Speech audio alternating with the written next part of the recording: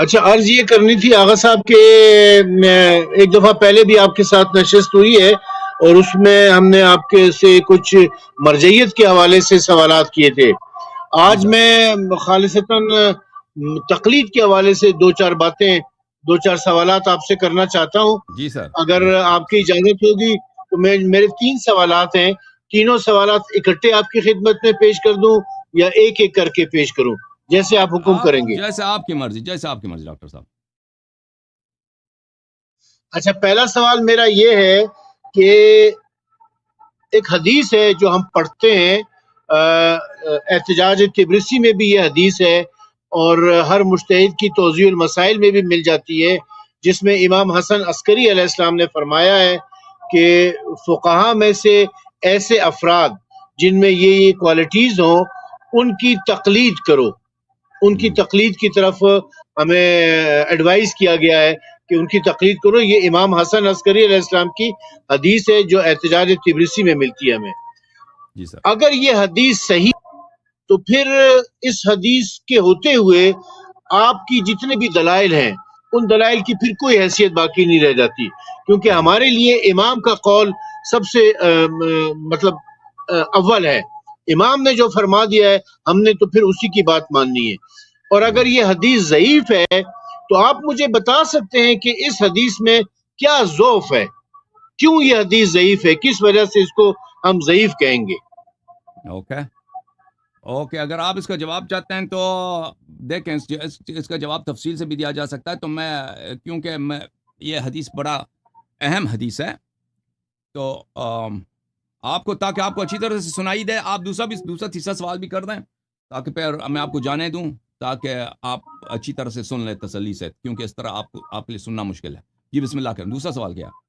دوسرا بسم سوال اللہ. میرا یہ تھا کہ اگر ہم تقلید نہیں کرتے ہیں تو اس کا مطلب یہ ہوا کہ پھر ہمیں خود ہی قرآن اور حدیث کا اتنا علم حاصل کرنا پڑے گا کہ ہم خود قرآن اور حدیث سے استنباط اور استخراج کر سکیں. لیکن دور جدید میں لوگوں کے پاس اتنا ٹائم نہیں ہے.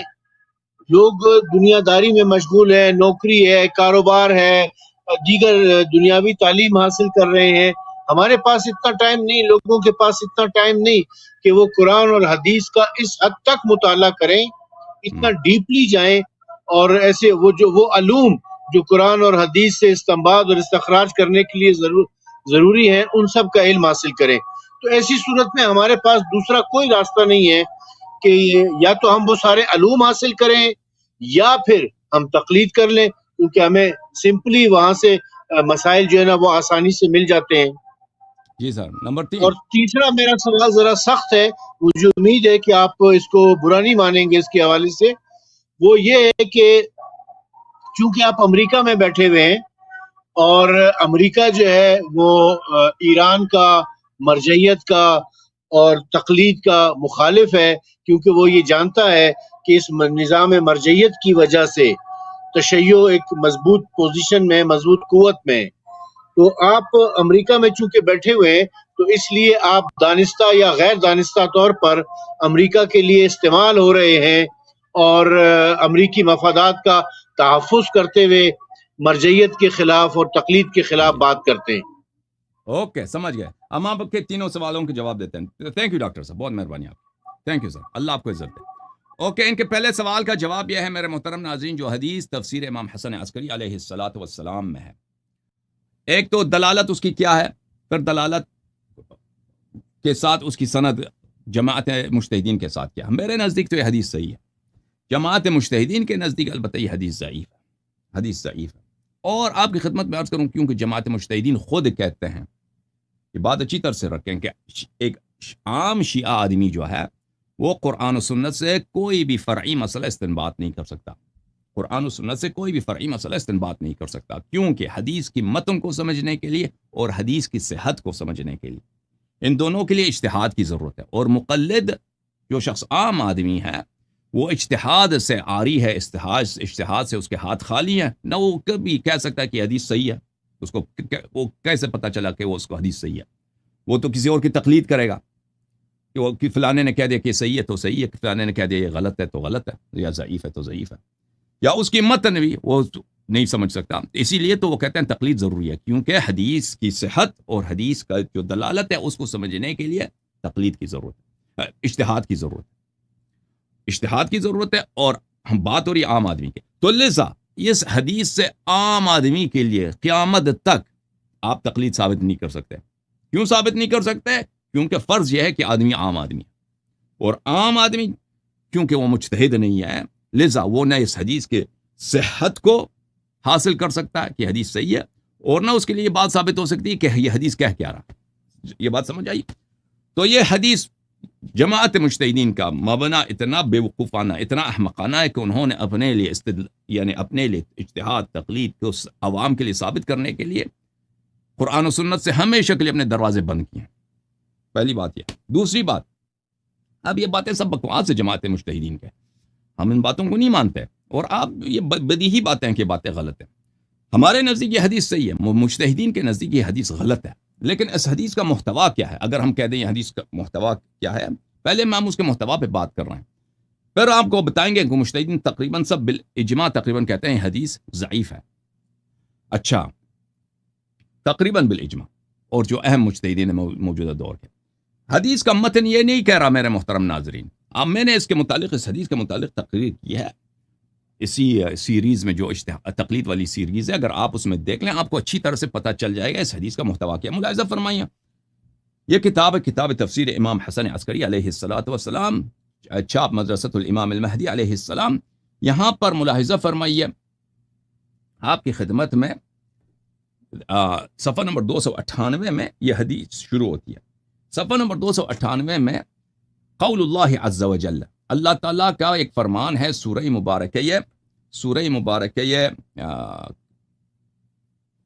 مبارکہ بقرہ میں، آیت نمبر ہے 78 اور 79. ایک منٹ، میں اس کو کلر چینج کر دوں.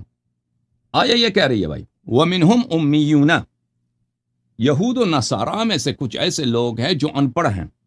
یہود و نصارہ میں سے کچھ ایسے لوگ ہیں ان پڑھ ہیں. لا يعلمون الكتاب الا امانی، وہ تورات و انجیل کو نہیں سمجھتے مگر ان کو کچھ وہم و گمان ہے کہ تورات میں یہ لکھا ہوگا، انجیل میں یہ لکھا ہوگا. ان کو خود نہیں پڑھ سکتے، وہ ان پڑھ لوگ ہیں. وَإِنْهُمْ إِلَّا يَظُنُّونَ، صرف ان کے پاس کیا ہے؟ تصورات ہیں کہ تورات میں یہ ہوگا، خود پڑھ نہیں سکتے تورات کو. اچھا، فَوَيْلٌ لِلَّذِينَ يَكْتُبُونَ الْكِتَابَ بِأَيْدِيهِمْ ثُمَّ يَقُولُونَ هَذَا مِنْ عِنْدِ اللَّهِ. تو علماء یہود و نصارہ انہوں نے کیا کیا؟ تورات و انجیل کو چینج کیا. کس طرح چینج کیا؟ یہ حدیث اسی کے متعلق بات کر رہا ہے کہ انہوں نے تورات و انجیل میں جو نبی پاک صلی اللہ علیہ وآلہ وسلم کی تشریف آوری کی نشانیاں ہیں اور ائمہ اطہار علیہ السلام کی نشانیاں تورات و انجیل میں، ان کو چینج کیا ہے تاکہ ان کے عوام مسلمان نہ ہو جائیں، شیعہ نہ ہو جائیں، تاکہ ان کے جو مرید ہیں، پیروکار ہیں، ان سے تحفے ملتے ہیں، ہدایہ ملتے ہیں، وہ مسلمان نہ ہو جائیں، شیعہ نہ ہو جائیں. تو انہوں نے اس کو چینج کیا ہے. تو جب تورات یہ پڑھتے ہیں عوام کے لیے، کیا ان کو سناتے ہیں کہ نبی کریم صلی اللہ علیہ وسلم آخر الزمان میں ایک پیغمبر آئیں گے، ان کا نام احمد ہوگا، وہ نام چینج کر کے کوئی اور نام بتائیں گے.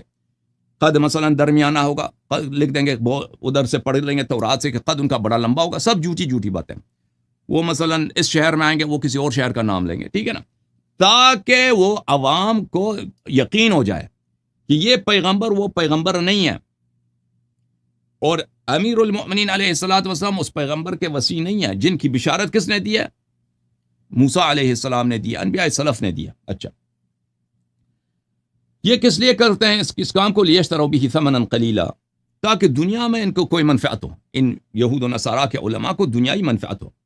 فویل لہم مما کتبت ایدیہم وویل لہم مما یکسبون. تو ان پر جو وہ قرآن، جو تورات و انجیل کو چینج کر کے لکھتے ہیں، اللہ کی لعنت ہے ان پر چینج کرنے پر، اور اللہ کی لعنت ہے جو پیسے ان کو ملتے ہیں اس پہ بھی اللہ کی لعنت.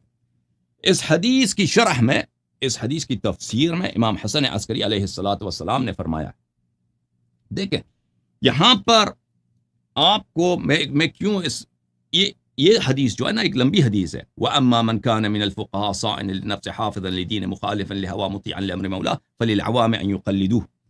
یہ ایک بہت لمبی حدیث ہے، یہ اس کا ایک ٹکڑا ہے، یہ فقرہ. اس کا جو ما قبل ہے وہ بہت واضح قرینہ ہے کہ اس میں جو لفظ تقلید ہے اس سے کیا مراد ہے.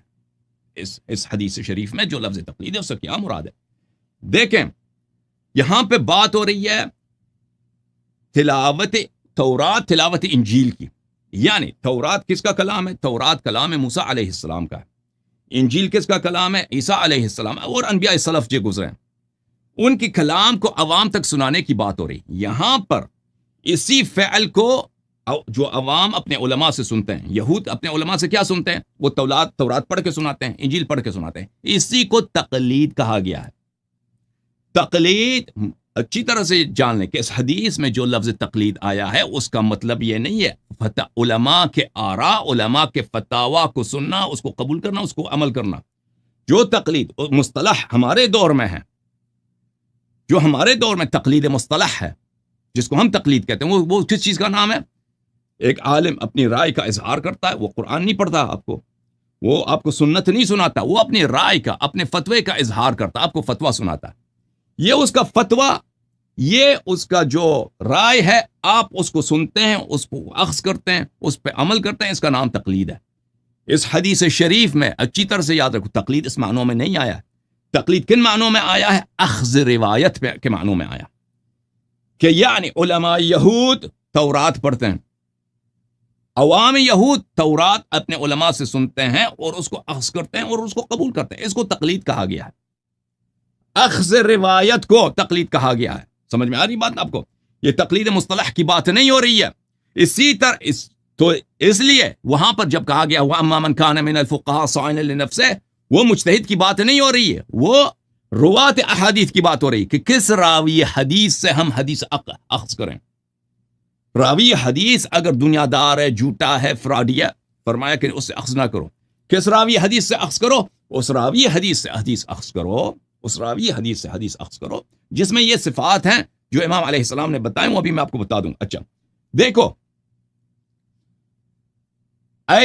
اب میں پورے حدیث کو آپ کی خدمت میں ابھی نہیں پڑھتا، اس میں بہت ٹائم لگے گا، ایک ڈیڑھ گھنٹے لگیں گے، لیکن میں اس میں سے کچھ فقرے آپ کی خدمت میں پڑھ کے سناتا ہوں کہ تقلید کس کو، یہاں پہ تقلید کا کیا مطلب ہے. امام علیہ السلام نے فرمایا یہ اللہ تعالیٰ کے جو تورات ہے اس کو نہیں جانتے. جو عوام یہود تھے اس زمانے میں ان پڑھ لوگ تھے، وہ تورات پڑھ تو نہیں سکتے تھے، تورات صرف علماء پڑھتے تھے، تو تورات کو وہ نہیں پڑھ سکتے. ان کے پاس صرف کیا ہے؟ الا امانی الا ان يقرأ عليهم ويقال لهم ان هذا كتاب الله وكلامه لا يعرفون ان قرئ من الكتاب خلاف ما فيه. اللہ تعالیٰ فرماتا ہے کہ ان کو خود پتہ نہیں ہے کہ تورات میں کیا لکھا ہے. ان کو اگر کہہ دیں کہ اب یہ تورات ہے، یہ اللہ کا کلام ہے اور اس میں یہ لکھا ہے، اور آپ غلط پڑھتے جائیں، اگر آپ کو یہودی عالم ہے، ان کو وہ عوام کو نہیں پتہ چلتا. اچھا، انہم الا یظنون ای ما یقول لهم رؤساؤهم من تکذیب محمد صلی اللہ علیہ وآلہ فی نبوته و امامت علی سید عطرتہ، کہ ان کے علماء جو جھوٹی نشانیاں بتاتے ہیں، ان کو جو اصلی نشانیاں ہیں رسول پاک صلی اللہ علیہ وآلہ وسلم کی، امیر المؤمنین علیہ السلام کی، اہل بیت علیہ السلام کی نہیں بتاتے، جھوٹی نشانیاں بتاتے ہیں. اور وہم یقلدونہم، اور وہ ان کی کیا کرتے ہیں؟ تقلید کرتے ہیں. یہ انہی علماء کی تقلید کر رہے ہیں. تقلید کا کیا مطلب ہے یہاں پر میرے محترم ناظرین؟ اس حدیث میں اچھی طرح سے جان لو، تقلید سے مراد اخذ روایت ہے. تقلید سے مراد کیا نہیں ہے؟ تقلید سے مراد اخذ فتویٰ نہیں ہے.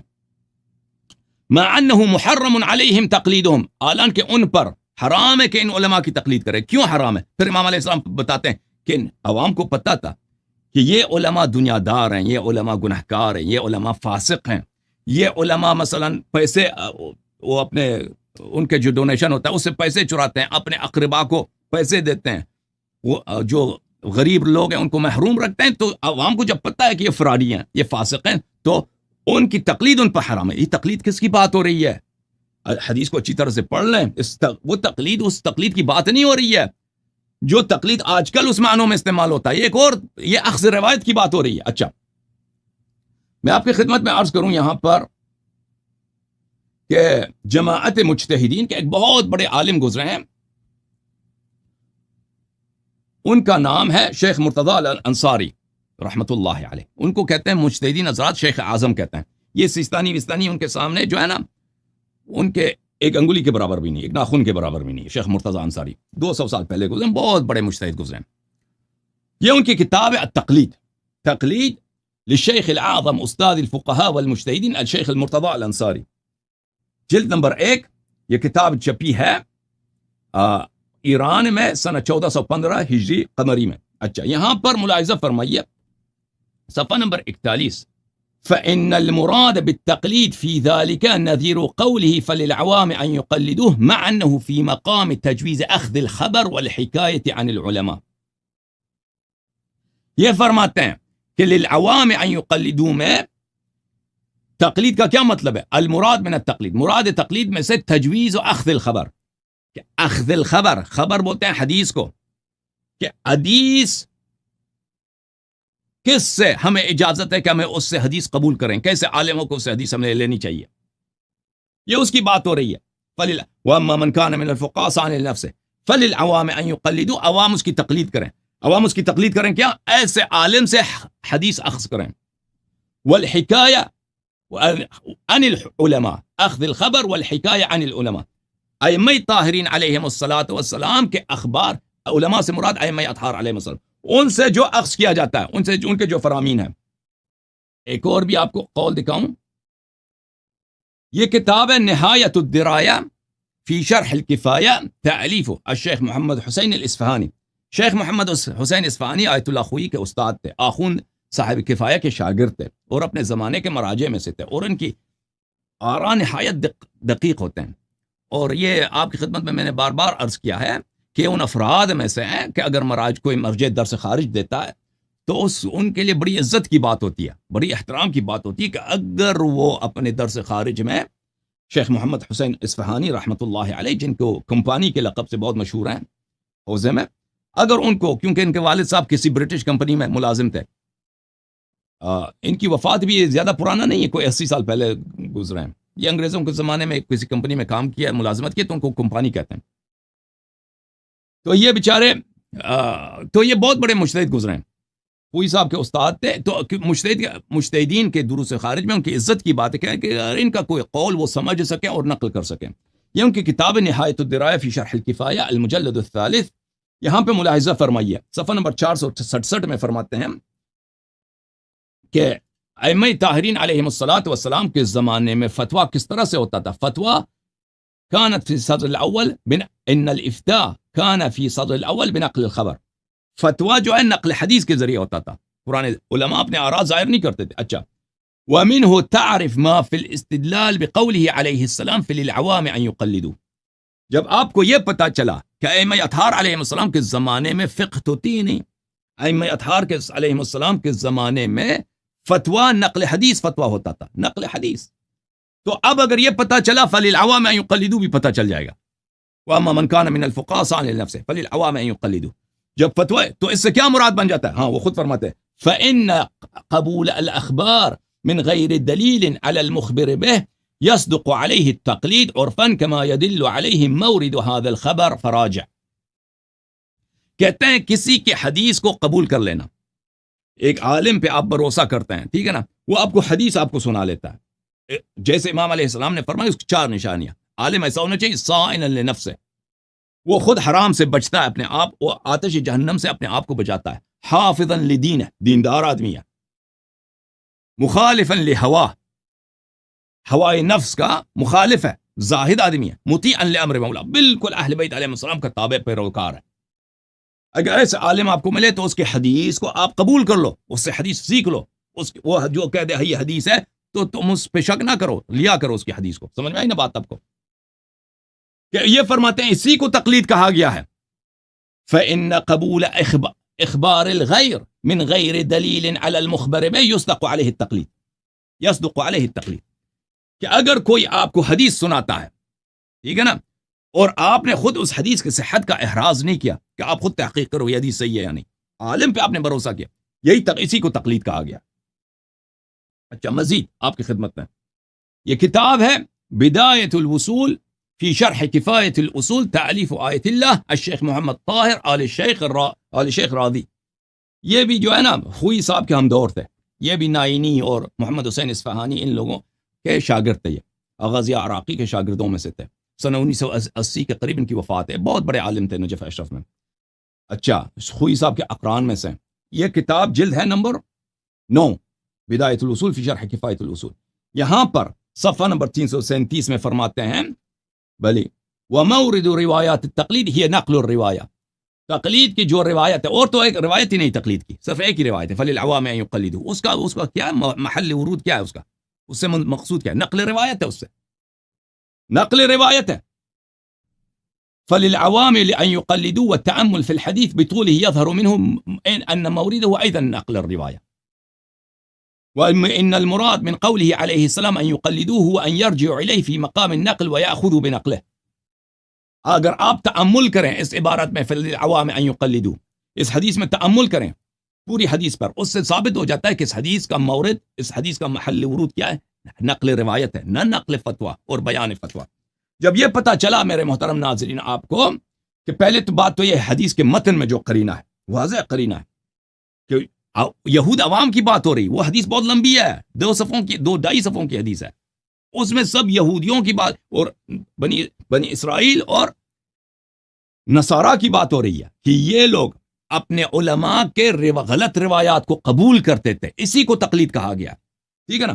تو پھر راوی پوچھتا ہے امام علیہ السلام سے، راوی امام علیہ السلام سے پوچھتا ہے کہ اگر وہ اپنے علماء کی غلط روایات کو قبول کرتے تھے، ٹھیک ہے نا، تو اللہ تعالیٰ نے ان کی مذمت کیا. تو شیعہ علماء بھی تو یہ ہے نا، شیعہ عوام بھی تو یہ اپنے علماء کے احادیث کو یہ قبول کرتے ہیں، بغیر کسی تحقیق کے علماء کے احادیث کو قبول کرتے ہیں، تو ان کی بھی مذمت ہونی چاہیے. پھر یہ فقرہ ملاحظہ فرمائی اسی حدیث میں وَقَدْ عَلِمُوا أَنَّهُ لَا يَجُوزُ قَبُولُ خَبَرِهِ وَلَا تَصْدِيقِهِ فِي حِكَايَتِهِ وَلَا الْعَمَلُ بِمَا يُؤَدِّيهِ إِلَيْهِمْ أَمَّنْ لَمْ يُشَاهِدُوا. یہاں پہ دیکھیں تقلید کس کو کہا گیا ہے؟ لا يجوز قبول خبره ولا تصدیق فی حکایت. کہ یہود عوام تقلید کرتے ہیں اپنے علماء کی، تقلید عوام، حالانکہ ان کی تقلید نہیں کرنا چاہیے. یہود عوام یہ تقلید نہیں کرنی چاہیے. اس سے کیا مراد ہے؟ یعنی ان کو ان کی احادیث، یہود عوام جو حضرت موسیٰ علیہ السلام کے احادیث اپنے عوام کو سناتے ہیں، ان کو نہیں قبول کرنی چاہیے، کیونکہ ان کو پتہ کیا علماء کیا ہیں، یہ دنیا دار علماء ہیں.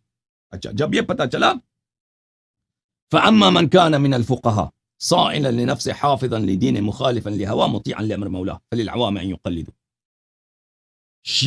یہاں پر فقیہ سے مراد علماء حدیث ہے، نہ مجتہدین. اس زمانے میں شیعوں کے پاس اجتہاد ہی نہیں تھا، اس زمانے میں شیعوں کے پاس فقہ ہی نہیں تھا. وہ تو میں نے آپ کو بار بار دکھا دیا. آخوند صاحب کفایہ، خمینی صاحب، اللہ آپ کا بھلا کرے، اور کتنے علماء، آغا خوئی، آغا نائینی، یہ سب کہتے ہیں کہ ائمہ طاہرین علیہ السلام کے زمانے میں اجتہاد نہیں تھا. جب مجتہد ہی نہیں تھا تو تقلید کیسے ہونی چاہیے؟ وہاں پہ روات احادیث تھے، روات حدیث کو فقیہ کہا گیا. اور لغوی لحاظ سے یہ ایک جھوٹی ادعا ہے جو ہمارے مجتہدین ادعا کرتے ہیں. مجتہد کو فقیہ بولتے ہیں، مجتہد فقیہ نہیں ہے. فقیہ کون ہے؟ فقیہ راوی حدیث ہے. مجتہد ہے، مجتہد مفتی ہے، مجتہد علم اجتہاد جانتا ہے. فقہ مصطلح جو ہے، یہ فقہ مصطلح کو جو یہ جماعت عمریہ سے ماخوذ ہے، ائمہ طاہرین علیہ السلام کے اصطلاحات میں، ان کے لسان میں مجتہدین کی مذمت ہے. مجتہدی اور فقہ کا اطلاق ان پہ نہیں ہوا ہے. فقہ، لفظ فقہ کس کے لیے؟ روات کے لیے. اچھا، تو یہاں پر کس کی حدیث ہم قبول کریں؟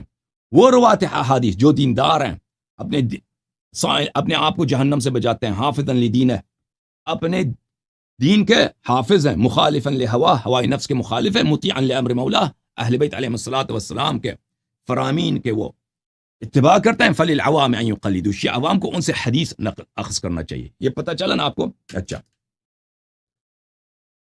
اچھا، جب یہ پتہ چلا میرے محترم ناظرین، اور اب اس زمانے میں فقہ نہیں تھا، اجتہاد نہیں تھا، تو اس کو آپ یاد کیجئے کہ میں نے پرانے اپنے جو میرے لیکچرز ہیں اور جو میرے مناظرات ہیں، اس میں میں نے کافی سارے دلائل دیے تھے، علماء کے بہت سارے اقوال میں نے آپ کو دکھا دیے تھے کہ اہل بیت طاہرین علیہ السلام کے زمانے میں اجتہاد نہیں ہوتی تھی. اچھا، اب یہ پہلی بات کہ اس حدیث کی دلالت ہم سند قبول بھی کر لینا، جیسے ہم اس کی سند منظور ہے، تو اور ہم یہ کہہ دیں جماعت مجتہدین جو کہتے ہیں عوام کو سند نہیں سمجھ آ سکتی اور دلالت بھی نہیں سمجھ آ سکتی، ان باتوں کو چھوڑ دیں اور کہہ دیں سند قبول بھی کریں نا، تو یہ ہمارے لیے، ہم جو اجتہاد کے طریقے کو اور تقلید کے طریقے کو رد کرتے ہیں، یہ ہمارے لیے حجت ہے، نہ کہ ہم پر حجت ہے. یہ حدیث ہمارے ضد میں نہیں ہے، یہ ہمارے ہی موقف کی اس بات کر لیتا ہے، اس حدیث کا محتوا. پھر اس مرحلے کو سے آگے بڑھتے ہیں. جماعت مجتہدین خود کہتے ہیں یہ حدیث ضعیف ہے. وہ تو کبھی اس حدیث سے استدلال ہی نہیں کر سکتے. ملاحظہ فرمائیے یہ کتاب التنقیح فی شرح العروۃ الوثقی، کتاب التنقید آیت اللہ خوئی کے دروس ہیں. یہاں پہ ملاحظہ فرمائیے صفحہ نمبر 184 میں فأما من كان من الفقهاء صاعنا للنفس حافظا لدينه فللعوام أن يقلدوه أن الرواية ضعيفة السند. روایت ضعیفۃ السند ختم. خوئی نے کہہ دیا جماعت مجتہدین کے استاد نے خوئی. یہ خوئی کون ہے؟ یہ سیستانی کا استاد ہے، وحید خراسانی کا استاد ہے، صادق روحانی کا استاد، ان سب کا استاد. یہ فخر سے کہتے ہیں، ان کی فخر یہی ہوتی ہے کہ ہم نے خوئی صاحب کی شاگردی کی ہے. یہ کتاب الاجتہاد والتقلید، تالیف کون؟ خمینی صاحب کی تقلید ہے. ٹھیک ہے نا؟ خمینی صاحب یہ قم میں چھپی ہے. بھلے الاخبار التي استدل بها على حجیت قول المفضول، غیر عالم کی تقلید کے مسئلے پر کہتے ہیں اس یہ حدیث ہے. واما من كان من الفقهاء صاعنا لنفسه، تفسیر امام حسن عسکری علیہ السلام سے جو مروی ہے، مع ضعف سندہ، یہ حدیث ضعیف ہے. یہ حدیث ضعیف ہے بھائی. پہلی بات ہے کہ یہ حدیث ضعیف ہے. اس کے بعد بھی کہتا ہے کہ اس سے حجیت غیر حدیث حجیت تقلید غیر عالم ثابت نہیں ہوتا. اچھا یہ کتاب بحوث فی علم الاصول، تعلیف شاہرودی صاحب کی تعلیف ہے، جو بھی مرے تھے قاضی قضات تھے ایران میں، بڑے ہی فاسق آدمی تھے. اور یہ اپنے استاد کے، ان کا استاد تھا محمد باقر الصدر، جس کو صدام نے قتل کیا تھا. وہ بڑے مشہور تھے، وہ بڑے ذہین آدمی تھے باقر الصدر. یہ باقر الصدر میرے خیال میں استاد تھے شیخ بشیر نجفی صاحب کے. اچھا خوئی صاحب کے بھی شاگرد رہ چکے ہیں، باقر الصدر کی بھی میرے خیال میں رہ چکے ہیں یا نہیں رہ چکے ہیں، مجھے نہیں معلوم. یہ جزء رابع ہے باقر الصدر کا. کیا ہے؟ سید محمد باقر الصدر کا دروس مباحث الحجج والاصول العملیہ. اچھا یہاں پہ ملاحظہ فرمائیے صفحہ نمبر 346 میں باقر الصدر کیا فرماتے ہیں؟ مثل حدیث فللعوام ان يقلدوا في مسألة التقلید لولا ما فيه من ضعف السند. کہتے ہیں افسوس کی حدیث ضعیف ہے. افسوس کی حدیث ضعیف ہے. اچھا اس سے ہم تقلید کے مسئلے پہ ہم کہتے ہیں کہ ہم کچھ استفادہ کرنا چاہ رہے تھے. یہ کتاب ہے الاجتہاد والتقلید والاحتیاط. تعلیف من؟ کس کی تعلیف ہے؟ ہاں تعلیف کس کی ہے بھائی؟ پڑھ لو اچھی طرح سے. اجتہاد، تقلید، احتیاط. تعلیف کس کی ہے؟ آپ کے بڑے بت کی. کون ہے؟ بلوچستانی صاحب. بلوچستانی صاحب نے، سیستانی بلوچستانی نے، یہ ان کے دروس ہے. یہ کتاب چھپی ہے سنت 1435 پر سنت 1437، یعنی آج سے 7 سال پہلے، 8 سال پہلے. یہاں پہ ملاحظہ فرمائیے وَأَمَّا الْحَوَادِثُ الْوَاقِعَةُ أَرْجِعُ فِيهَا إِلَى رُوَاةِ حَدِيثِنَا. یہ توقیع شریف ہے. یہ صفحہ کون سا ہے؟ صفحہ نمبر 247. ایک تو توقیع شریف ہے، اور پھر توقیع کے بعد من كان من الفقهاء صاعنا لنفسه فللعوام ان يقلدوه والروايتان الاخيرتان وان كانتا ضعيفتين. یہ دونوں روایتیں، توقیع بھی ضعیف ہے اور تفسیر امام حسن عسکری علیہ السلام فللعوام ان يقلدوه وہ بھی ضعیف. یہ کس کا قول ہے؟ سیستانی بلوچستانی کا. اچھا آیت اللہ خوئی پھر اپنے تنقیح میں ایک اور مقام پہ بھی اس حدیث کی تضعیف کرتے ہیں. یہ کتاب التنقیح فی شرح العروۃ الوثقی تالیف الخوئی. ملاحظہ فرمائیے صفحہ نمبر 61 میں کہتے ہیں ان التکلم فی مفہوم التقلید لا يكاد يترتب عليه ثمرة فقهية وذلك لعدم وروده في شيء من الروايات. کہتے ہیں مفہوم تقلید، لفظ تقلید کی بات نہیں، مفہوم تقلید کسی بھی حدیث میں نہیں ہے. ہاں ایک حدیث میں ہے روایت احتجاج میں فللعوام ان يقلدوا، فللعوام ان يقلدوا الا انها روایت مرسلة غیر قابلة للاعتماد عليها. یہ حدیث ہے ضعیف. کہتے ہیں یہ مرسل ہے، معتمد نہیں ہے، قابل اعتماد نہیں ہے. یہ کتاب ہے مبانی منہاج الصالحین، تعلیف آیت اللہ سید تقی طباطبائی قمی رحمہ اللہ. یہ بھی پچھلے 2 سال پہلے وفات ہو گئے تھے. یہ خوئی صاحب کے بہت بڑے شاگرد تھے اور بہت ہی، یہ پوری ان کے خاندان مراجع کے خاندان. ان کے والد صاحب جو تھے نا آغا حسین قمی طباطبائی رحمۃ اللہ علیہ، بہت ہی زاہد آدمی، بہت ہی ولائی. یہ پورا خاندان کا بڑا مولائی خاندان ہے. یہ آیت اللہ طباطبائی قمی جو لوگ ہیں نا، پورے ان کے، اور انقلاب کے بعد یہ بڑے مظلوم ہو گئے تھے.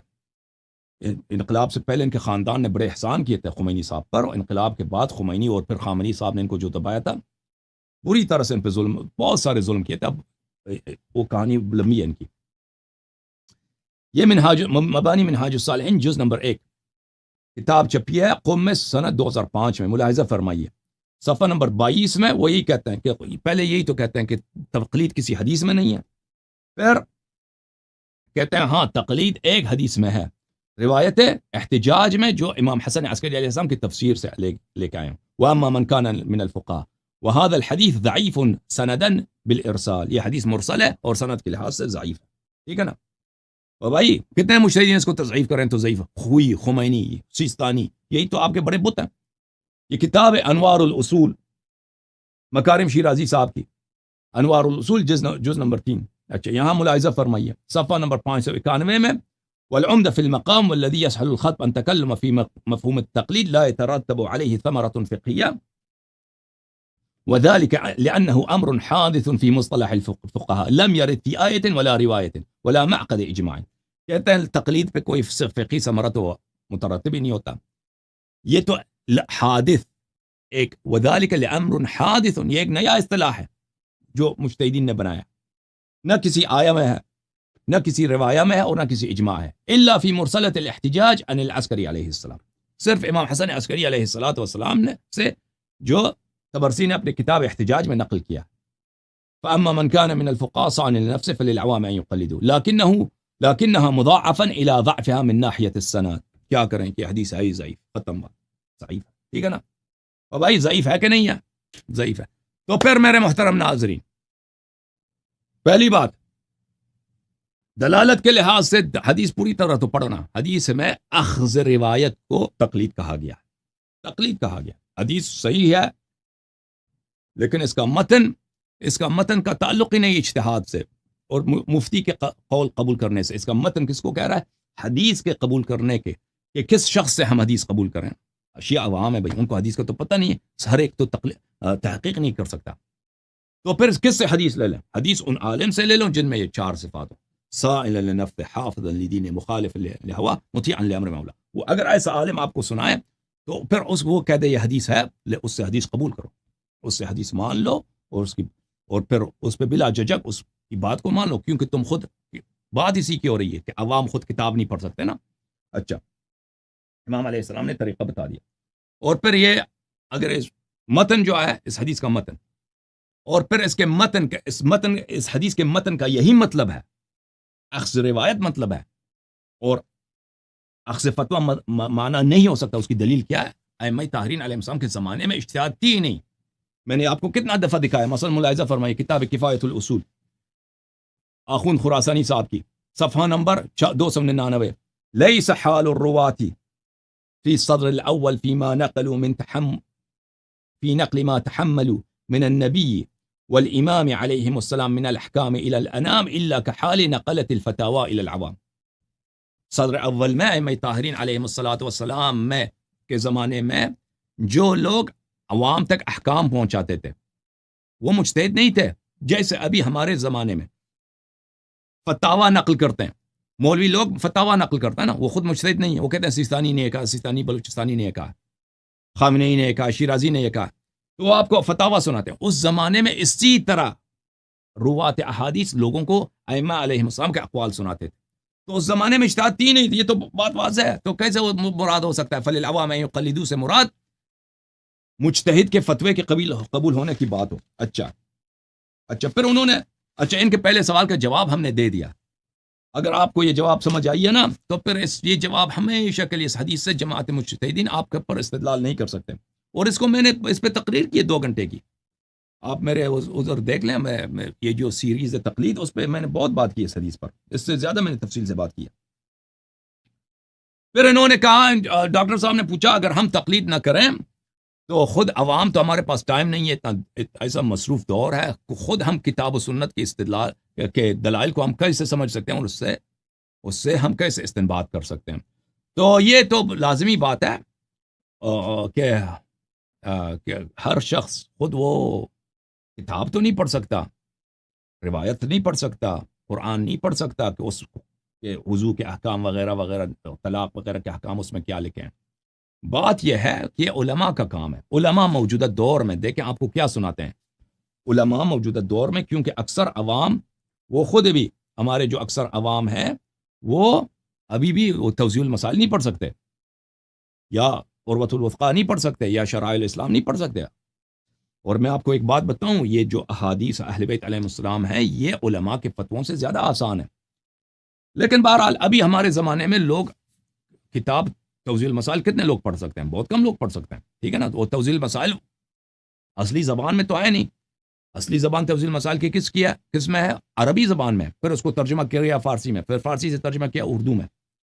پھر اکثر لوگ اس کو بھی نہیں پڑھ سکتے. اکثر لوگ کیا کرتے ہیں؟ علماء سے پوچھتے ہیں، علماء ان کے لیے بیان کرتے ہیں کہ توضیح میں یہ لکھا ہے، ٹھیک ہے نا؟ تو اسی طرح ہمارا عرض یہ ہے کہ علماء کا یہ واجب فریضہ ہے کہ وہ ائمہ اطہار علیہ السلام کے اقوال لوگوں کو سنائیں.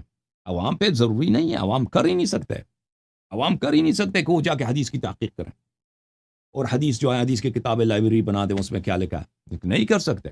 95% لوگ نہیں کر سکتے. جیسے کہ 95% لوگ مجتہدین کا عروۃ الوثقا نہیں پڑھ سکتے، اسی طرح وہ حدیث بھی نہیں پڑھ سکتے. تو یہ تو علماء کی ذمہ داری ہے کہ عوام کو ائمہ طاہرین علیہ السلام کے اقوال، ان کے فرمائشات سمجھا دیں، سکھا دیں. لیکن وہ سکھاتے ہی نہیں، وہ کہتے ہیں آپ کو سمجھ ہی نہیں آ سکتی. ٹھیک ہے نا؟ تو یہ علماء تو جہنمی ہیں. یہ علماء تو کام کے نہیں ہیں. یہ آپ پہ ضروری ہے، نوجوانوں پہ ضروری ہے کہ وہ محنت کریں، احادیث سیکھیں، روایات سیکھیں، تاکہ اس خلا کو پر کیا جائے. ٹھیک ہے نا؟ موجودہ جو دور ہے یہ ایک سسٹم ہے، حوزے کی جو سسٹم ہے یہ امام جعفر صادق علیہ السلام سے مخالفت کی سسٹم ہے. امام زمانہ عجل اللہ تعالی فرجہ الشریف کے مقابلے میں ایک سسٹم ہے. کیونکہ مرجع خود کبھی اس کی مرجعیت نہیں رہتی، جبکہ اس کے پاس ہزاروں کی تعداد میں مولویوں کی صورت میں سپاہی نہ ہوں. مراجع کیا کرتے ہیں؟ مولویوں کے ذریعے اپنے فتاوی عوام تک پہنچاتے ہیں. ٹھیک ہے نا؟ تو وہ اس سسٹم کو چینج نہیں کریں گے مراجع، کہ وہ شیعہ جو طالب علم جاتے ہیں نجف اشرف یا قوم مقدسہ، ان سے کہتے ہیں کہ آپ ہمارے فتوے نہ سیکھیں بلکہ آپ حدیث سیکھیں. تو پھر ان کے فتوے لوگوں کو کون سنائے گا؟ ٹھیک ہے نا؟ یہ تو کبھی نہیں ہوگا. وہ تو اپنی بادشاہت نہیں چھوڑیں گے، کیونکہ جس دن شیعہ عوام میں اتنے علماء ہوں گے جو حدیث لوگوں کو سنا دیں، تو پھر تو کون تقلید کرے گا؟ کوئی پاگل تقلید کرے گا، فتوے کے پیچھے جائے گا. ان کی مرجعیت اسی بات پر ہے کہ آپ کے نوجوان، آپ جو جوان طالب علم جاتے ہیں قوم نجف اشرف، یہ حدیث نہ سیکھیں. یہ باقاعدہ پلاننگ ہے. اوکے، سمجھ میں آ رہی نا بات آپ کو؟ کیونکہ ان کی مرجعیت کی موت ہے کہ لوگ اگر حدیث سیکھیں. تو اس لیے یہ شیعہ نوجوانوں پہ فرض ہے کہ وہ حدیث سیکھیں اور عوام تک حدیث پہنچا دیں. اچھا، اب انہوں نے کہا کہ آپ امریکہ میں بیٹھے ہوئے اور امریکہ مرجعیت کا مخالف ہے تو اس لیے آپ جانے یا انجانے میں امریکہ مفادات کی جو آپ پاسبانی کر رہے ہیں. اور مجھے تو ابھی تک نہیں پتہ چلا کہ مرجعیت جو ہے امریکہ مرجعیت کا مخالفت ہے. میں نے تو اس کا کبھی ثبوت نہیں دیکھا. میں نے کبھی اس کا کوئی ثبوت نہیں دیکھا کہ یعنی شیعہ مراجع دیکھیں. میں ایک بات آپ کو بتا دوں، فرض بھی کریں گے نا کہ اگر فرض کرتے ہیں کہ مرجعیت کے بہت سارے لوگ دشمن ہیں، اسرائیل دشمن ہے اور یورپ دشمن ہے، برٹش، جرمنی، روس وغیرہ، امریکہ، سب یہ مرجعیت کے دشمن ہیں. یہ اس کی حقانیت کی دلیل نہیں ہو سکتی. اوکے، اگر دنیا والے کسی شخص سے دشمنی کرتے ہیں تو اس کا مطلب یہ نہیں ہے کہ وہ حق پر ہے. آپ اس کی اتباع کریں، آپ اس کی سپورٹ کریں، آپ اس کو فالو کریں. اتباع آپ نے صرف ائمہ اطہار علیہ السلام کی کرنی ہے، چاہے امریکہ مرجعیت کا دوست ہو، چاہے امریکہ مرجعیت کا دشمن ہو. مرجعیت اور تقلید کی تائید کلام معصومین علیہ السلام سے ثابت ہونی چاہیے. سمجھ میں آ رہی نا بات آپ کو؟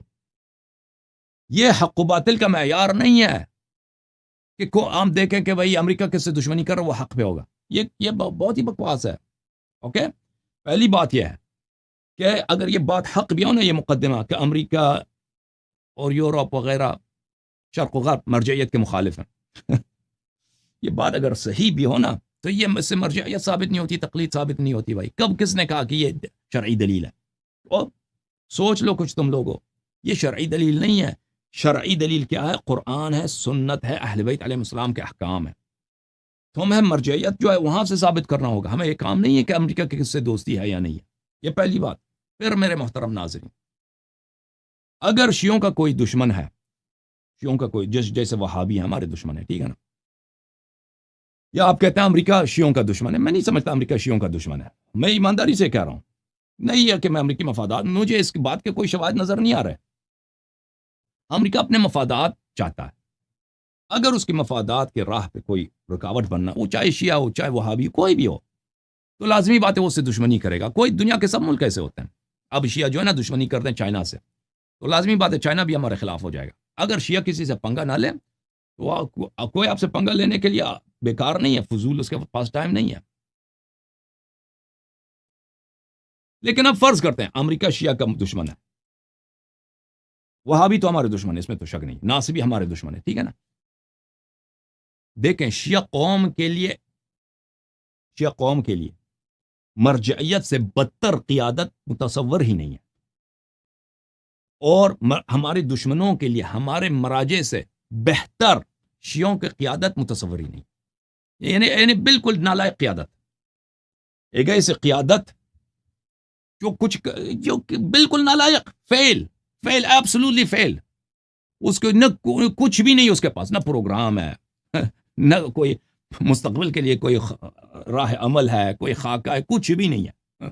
مرجعیت, اور بھائی اگر میں شیعوں کا دشمن ہوتا نا تو میں سب سے زیادہ مرجعیت کی سپورٹ کرتا, سیستانی وغیرہ, خوئی, خمینی, ان لوگوں کی سپورٹ کرتا, کیونکہ ان لوگوں کے پاس اپنے قوم کو آگے بڑھانے, اپنے قوم کو ترقی دلانے, اپنے قوم کو اوپر لانے کے لیے کوئی نہ فکر ہے, نہ ارادہ ہے, اور نہ اس طرح ان کے ذہن میں گزرتا بھی کہ ہم نے یہ کام کرنا ہے. ابھی آپ پاکستان میں ہیں, دیکھیں پاکستان میں آپ یا ہندوستان میں, وہاں 40-50 کروڑ شیعہ رہتے ہیں, پاکستان میں 30-40, ادھر 30-40 ہندوستان میں. آپ سمجھتے ہیں کہ سیستانی کیا آپ کے لیے کیا مثلا اس کی لیڈرشپ کیا ویژن ہے آپ لوگوں کے لیے؟ اور بھائی کوئی بھی لیڈر ہے نا اپنے قوم کے لیے, مثلا فرض کریں ذوالفقار علی بھٹو تھے, پاکستان کے لیڈر تھے, ایک قائد تھے. اگر ایک صادق لیڈر ہوتا ہے, ایماندار لیڈر تھا, اس کی نیت ہوتی ہے اس کے لیے اس کی ایک منزل کی طرف اس نے لے کے جانا ہوتا ہے اپنے قوم کو. وہ غلطی کر لیتا ہے, اس کو خطا ہوتا ہے, وہ الگ بات ہے, لیکن اس کی ہوتی ہے کہ میں اپنے قوم کو میں نے اس مرحلے تک پہنچا دینا, ٹھیک ہے نا. یا مثلا Imran Khan P T I کے تھے, وہ سچ کہہ رہا تھا یا جھوٹ کہہ رہا تھا, اس کے کچھ ویژنز تھے پاکستان کے لیے, ٹھیک ہے نا. میں تو اس کا حامی تو نہیں ہوں عمران خان کا, لیکن وہ ایک لحاظ سے مثلا ان کا جو دینی تعصب ہے, جو طالبان کا حامی تھا, اسی طرح پاکستان میں وہ طالبان جو گروپ ہوتے ہیں ٹیررسٹ, ان کا حامی تھا, اور ایک لحاظ سے اس کا ایک کچھ ذہن میں کچھ تھا غلط. بہرحال وہاں تک وہ لے کے جانا چاہ رہا تھا پاکستان کو, مدینہ اسٹیٹ بنا دینا ہے, کچھ کرنا ہے, ٹھیک ہے نا. یا فرض کریں طیب اردوان ہے, ترکی کے لیڈر ہے نا, وہ اپنے قوم کو ایک منزل تک آگے لے کے جانا چاہتا ہے. یا فرض کریں آغا خان صاحب ہے, پرنس کریم آغا خان ہے اسماعیلیہ کے, وہ کوئی سیاسی لیڈر بھی نہیں, مذہبی لیڈر ہیں, سیاسی کام نہیں کرتے. دیکھیں اب وہ اپنی قوم کی خدمت کے لیے اس کے پاس ویژن ہے کہ اس کی جو قوم ہے اسماعیلیہ کے جو مقدس مقامات ہیں دنیا میں, وہ سب محفوظ ہو جائیں, وہ اچھی طرح سے اس کی عمارتیں بن جائیں. اب مصر میں جتنے اسماعیلیہ کے دور کے, فاطمین کے دور کے وہاں پہ آثار تھے, آغا خان نے بڑے محنت کی, ان کو سب کو دوبارہ اس نے تعمیر کروایا. اور اب اس کے نوجوان جو ہے دنیا کے بہترین یونیورسٹیز میں پڑھتے ہیں, ان کے اپنے پاس بہترین یونیورسٹیز ہیں. اور یہ جب بھی پاکستان آتا ہے, حکومت پاکستان اس کو ایک صدر مملکت, بلکہ اس سے بھی زیادہ اس کو کیا دیتا ہے, پروٹوکول دیتا ہے پرنس کریم آغا خان کو. کیوں اس لیے کرتا ہے؟ کیونکہ اس کے اتنے احسان ہے حکومت پاکستان پر. اس نے ایسے حکومت پاکستان پہ مختلف سخت اوقات میں اس نے قرضے دیے ہیں حکومت پاکستان کو. حالانکہ پرنس کریم آغا خان کی جو آمدنی ہے ہمارے مراجع کی آمدنی میں کچھ بھی نہیں ہے, ہمارے مراجع کی آمدنیوں سے بہت زیادہ ہے. اور اس سے ابھی دیکھیں افغانستان میں اسماعیلیہ جب طالبان وغیرہ آئے تھے تو اس نے پورے سب اسماعیلیہ کو وہاں سے نکال دیے, سب کو تو نہیں, بہت ساروں کو, ہزاروں کی تعداد میں, کیونکہ اس کے تعلقات کینیڈا کے ساتھ اچھے تھے. اس نے کینیڈا والوں سے کہا تھا ان کو ویزا دے دو. ہزاروں کی تعداد میں افغانستان سے انہوں نے اسماعیلیہ کو وہاں سے نکلوا کے کینیڈا پہ مقیم کرا. آج سے نہیں, وہ پچھلے دور میں جو طالبان آئے تھے 20 سال پہلے, ان کو ویزا دلوایا. اب کسی بھی اسماعیلیہ کو اگر کاروبار کرنا چاہتا ہے, اس کو قرضے کی ضرورت ہے, اس کو قرضہ دے دیتا ہے.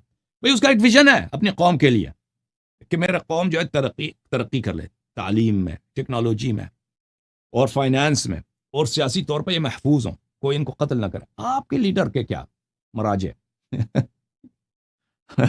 کچھ بھی نہیں, آپ کے پیسے اٹھا کے لے جاتے ہیں, آپ کو آگے سے کیا دیتے ہیں, وہ کچھ بھی نہیں ہے سوائے توزیع المسائل کے. ان کو پتہ بھی نہیں ہے کہ آپ کو کس طرف لے کے جانا ہوتا ہے. وہ یہ سیستانی جو ہے نا، یہ بلوچستانی، یہ لوگ آپ کے قیادت کے بالکل نااہل لوگ ہیں اور بالکل فیل ہو چکے ہیں. اور شیعہ قوم اپنی حالت دیکھ لو تمہارے انہوں نے آپ کے دشمنوں کی ترقی دلوا دی ہے. اوکے